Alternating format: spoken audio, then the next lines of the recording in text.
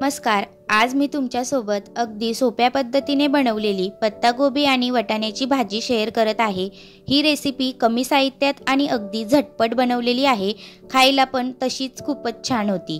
चला तर मग झटपट रेसिपीला पण सुरुवात करूया. त्यासाठी बारीक चिरलेला पत्तागोबी घेतला, 1 वाटी बारीक चिरलेला कांदा, 1 वाटी वाटाणे घेतले, ते स्वच्छ धुवून घेतले. त्यानंतर कढीपत्ता आणि लसूण ठेचून घेतला. त्यानंतर आपण गॅसवर कढई ठेवली. त्यामध्ये 5-6 पळी आपल्याला तेल टाकून घ्यायचे आहे. तेल थोडेसे जास्ती टाकावे, कारण आपण जराही पाण्याचा वापर न करता ही रेसिपी बनवणार आहोत आणि वाफेवरच शिजवणार सुद्धा आहोत.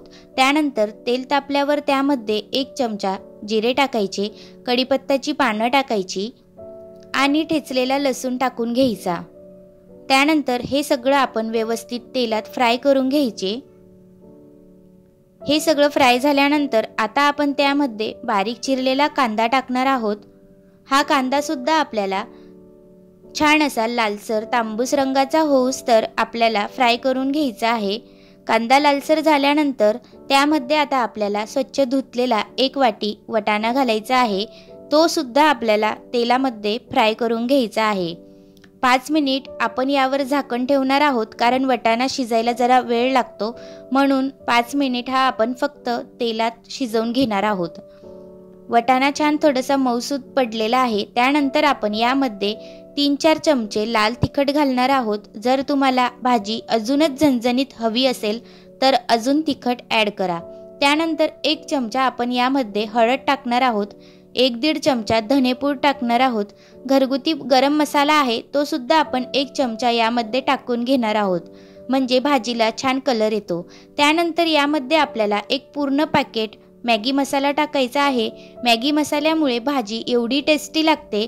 तुम्ही जर या पद्धतीने एकदा बनवली तर हीच पद्धत नेहमी तुम्ही वापरणार. त्यानंतर हे सगळं आपण तेलात छान मस्त फ्राय करून घ्यायचे. त्यानंतर यामध्ये आपल्याला बारीक चिरलेला पत्तागोबी ॲड करायचा आहे. पत्तागोबी टाकून घेतल्यानंतर आपण हा सगळा या मसाल्यामध्ये एकजीव करून घेणार आहोत. छान एकत्र केल्यानंतर यामध्ये आता आपल्याला पुढील साहित्य टाकायचे आहे. बारीक चिरलेली कोथिंबीर टाकायची. कोथिंबीर जरा जास्तीची टाकावी. असं पण आता हिवाळा आहे, कोथिंबीर बाजारात स्वस्तच आहे, त्यामुळे जास्तीचा वापर करावा. त्यानंतर चवीनुसार मीठ टाकायचे. मिठाने कोबीला लगेचच पाणी सुटते. पाणी सुटल्यामुळे आपल्याला त्यामध्ये पाणी टाकायची गरज नाही. झाकण ठेवल्यानंतर तर वाफेवर ही भाजी अगदी छान शिजून जाते. बघू शकता, भाजी अगदी 10 मिनिटातच शिजून गेलेली आहे. दिसायला सुद्धा मस्त मसालेदार आणि खायला तर खूपच चमचमीत होती. जर तुम्हाला अशा पद्धतीने भाजी बनवायची असेल तर ही रेसिपी तुम्ही एकदा नक्की ट्राय करू शकता. आणि आजचा व्हिडिओ आवडला असेल तर लाईक सबस्क्राईब नक्की करा.